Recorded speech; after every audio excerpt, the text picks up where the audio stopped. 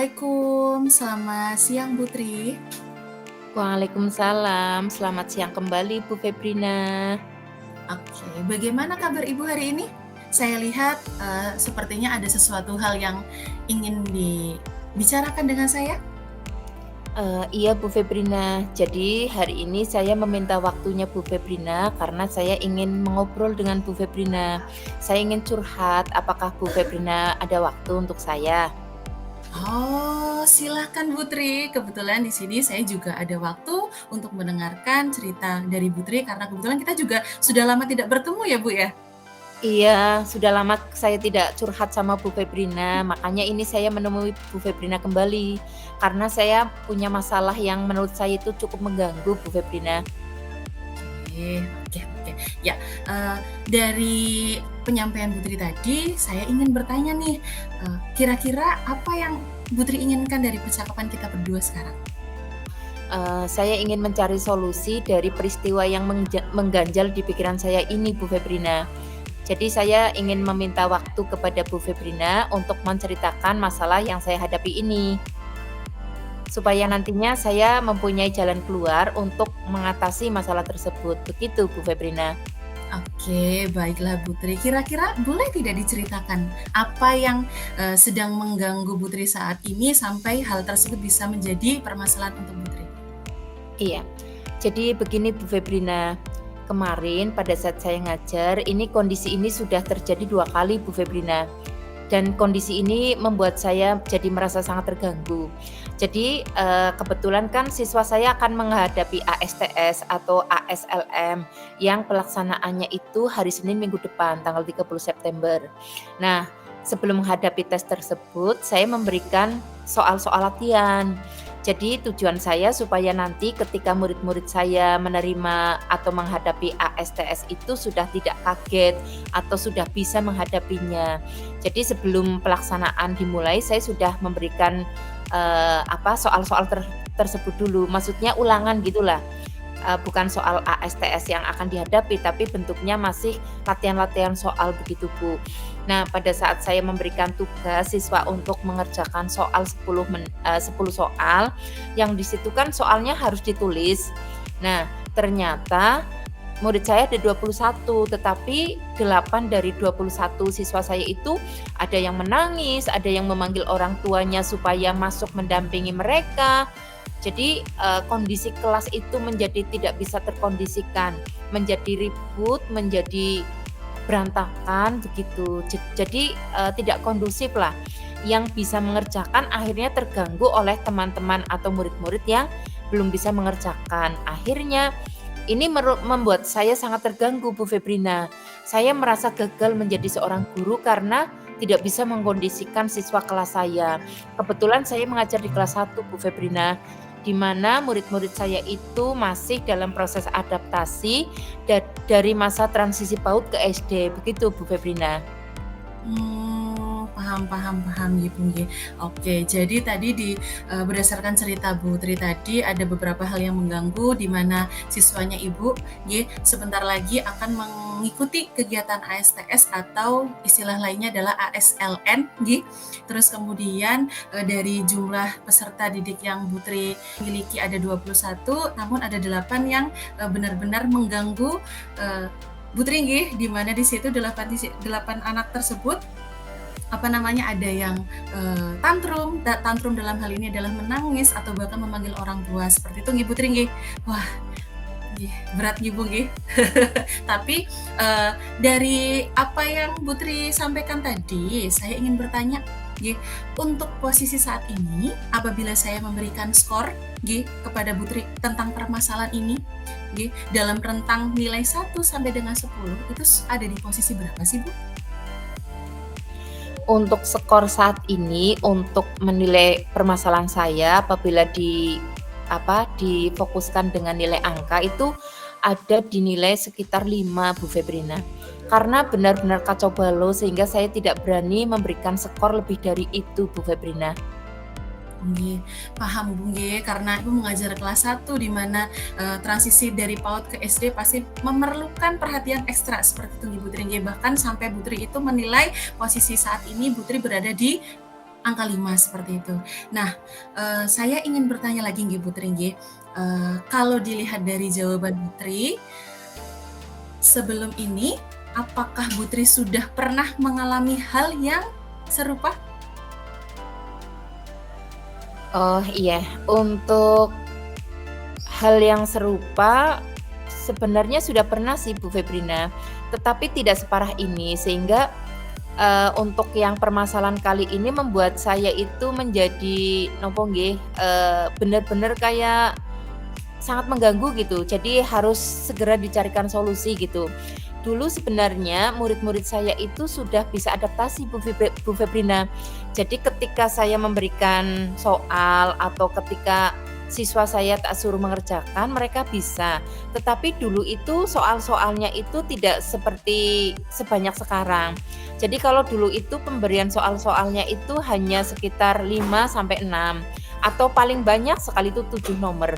Lah untuk sekarang ini saya memberikan soalnya itu ada 10 soal Bu Febrina. Sehingga mungkin anak-anak itu merasa kaget dan, belum bisa adaptasi. Dan, setelah mereka menulis juga ada kewajiban untuk, mengerjakan soal. Biasanya kan, untuk ulangan-ulangan seperti ini mungkin dari PAUD atau TK belum ada dan mereka baru mengalaminya di, sekolah SD gitu Bu Febrina. Sehingga, menurut saya untuk kondisi saat ini itu karena istilah baru bagi mereka untuk menghadapi tes gitu.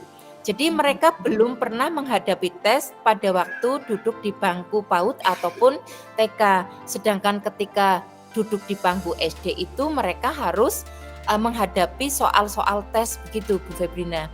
Jadi, ada istilah baru yang harus mereka laksanakan atau lakukan, di jenjang yang baru ini, di jenjang sekolah dasar ini, begitu Bu Febrina.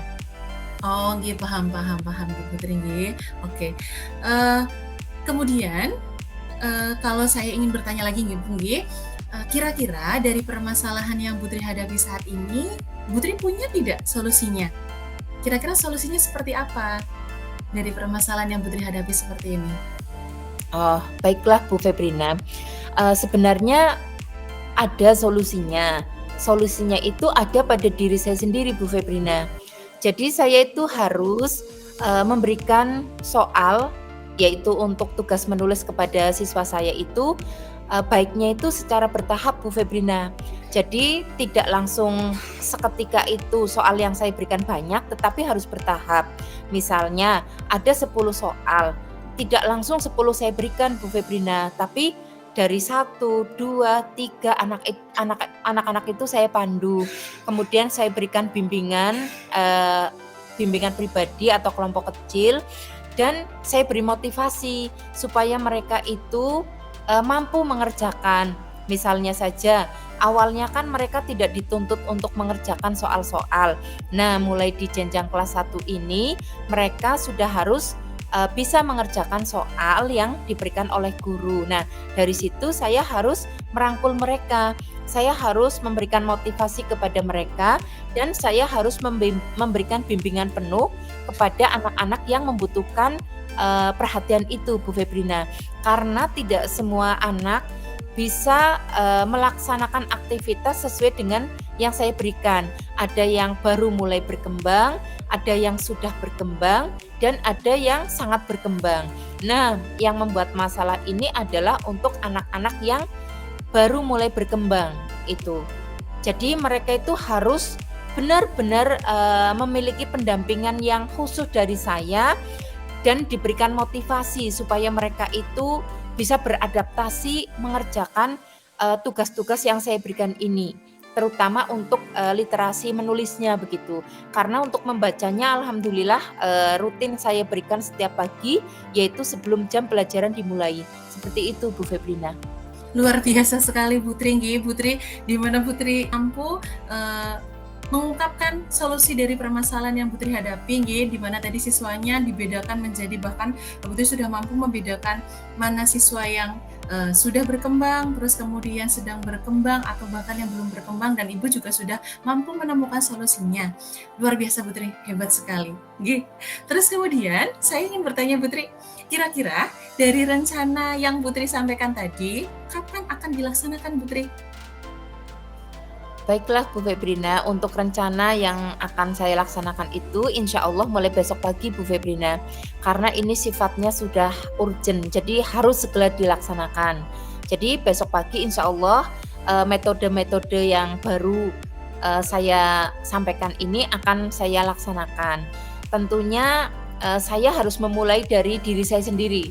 Jadi saya harus memberikan pelajaran kepada murid-murid saya itu untuk menghadapi tes itu dengan cara yang bertahap begitu, dengan pendampingan dan sesuai dengan apa yang mereka butuhkan. Begitu Bu Febrina. Oke, luar biasa sekali Putri. Nggih. Kemudian Putri, saya ingin bertanya lagi, kalau misalkan dari rencana yang sudah Putri sampaikan, kemudian juga kewaktuan yang akan Putri lakukan, kira-kira ada di skala berapa Bu? Kalau misalkan saya tanya rentang dari nilai 1 sampai dengan 10, dari rencana Putri itu ada di posisi berapa? Baiklah Bu Febrina, untuk rentang nilai yang insya Allah bisa diterapkan itu ada di posisi 8 atau 9 Bu Febrina. Karena insya Allah ketika saya melaksanakan metode itu, anak-anak saya nanti akan mudah menerima pelajaran yang saya berikan, mereka termotivasi dan akhirnya mereka menjadi punya semangat baru untuk mengerjakan tugas-tugas yang saya berikan tadi. Begitu Bu Febrina. Oke, luar biasa sekali Bu. Nggih. Kemudian saya ingin bertanya lagi Bu, dari solusi yang sudah Putri sampaikan, kemudian rencananya, kemudian kewaktuannya, saya ingin bertanya, dari rencana dari rencana solusi dari permasalahan Putri yang tadi disampaikan, kira-kira saya ingin bertanya, pihak mana saja yang ingin Putri libatkan dalam solusi masalah tersebut, jawaban dari solusi permasalahan Putri? Baiklah Bu Febrina, jadi untuk pihak-pihak yang akan saya libatkan untuk memberikan solusi pada masalah saya itu, yang pertama kepala sekolah, kemudian rekan sejawat, dan orang tua wali murid dari siswa. Jadi orang tua juga akan saya libatkan karena faktor penentu keberhasilan dari mengajar saya tidak cuma dari saya, tetapi dari semua pihak. Begitu Bu Febrina. Oke, berarti semua pihak yang dapat berkontribusi dilibatkan semua Ibu Tringgi. Oke, luar biasa sekali. Bu Febrina. Sekarang saya ingin bertanya Putri, dari percakapan awal kita sampai dengan percakapan terakhir kita ini, kira-kira ada yang ingin disampaikan lagi tidak oleh Putri? Sepertinya sudah cukup Bu Febrina karena saya sudah menemukan solusi yang saya butuhkan untuk mengatasi masalah saya, masalah yang mengganjal di pikiran saya. Terima kasih Bu Febrina sudah meluangkan waktu untuk saya, sudah bersedia menjadi teman curhat saya, dan sudah sangat baik dalam menghadapi dan menanggapi cerita-cerita dari saya. Semoga Allah Subhanahu wa Ta'ala akan memberikan balasan yang terbaik untuk Bu Febrina. Sukses selalu untuk Bu Febrina. Terima kasih sudah menjadi teman saya. Oke, alhamdulillah kalau misalkan Putri merasa seperti itu. Tapi sekarang rasanya gimana Putri? Setelah kita ngobrol berdua? Alhamdulillah sekarang kondisi saya sudah merasa nyaman, lebih baik, dan saya sudah menemukan solusi dari masalah yang saya hadapi ini. Terima kasih Bu Febrina. Oke, siap Putri. Kira-kira kita kalau misalkan saya ingin ada pertemuan selanjutnya, boleh tidak Putri? Karena saya sebenarnya juga ingin melihat progres dari solusi yang tadi Bu Tri sampaikan kepada saya. Saya ingin lihat sejauh mana kira-kira rencana-rencana yang sudah Bu Tri kerjakan seperti itu. Boleh tidak kita adakan pertemuan lagi? Boleh sekali Bu Febrina. Setidaknya minggu besok akan ada ASTS itu, berarti minggu depannya lagi Bu Febrina, sekitar tanggal 1 Oktober itu nanti insya Allah sudah selesai semuanya. Jadi nanti boleh saya akan bercerita kembali kepada Bu Febrina tentang apa yang sudah saya laksanakan. Begitu Bu Febrina. Oke, kita atur waktu ya, Bu, ya? Nggih, siap Bu Oke, Febrina, terima kasih. siap. Terima kasih Putri. Terima kasih Sama-sama sudah Bu berbagi Febrina. hal yang kecil. Ini juga menjadi, apa namanya, pembelajaran untuk saya. Sampai ketemu lagi Putri, sehat selalu, nggih. Nggih, terima Oke. kasih Bu Febrina. Nggih, sampai Ya, jumpa. Nggih, sampai jumpa dadah. kembali Putri. Nggih, iya dadah. Nggih. Assalamualaikum. Waalaikumsalam warahmatullahi wabarakatuh.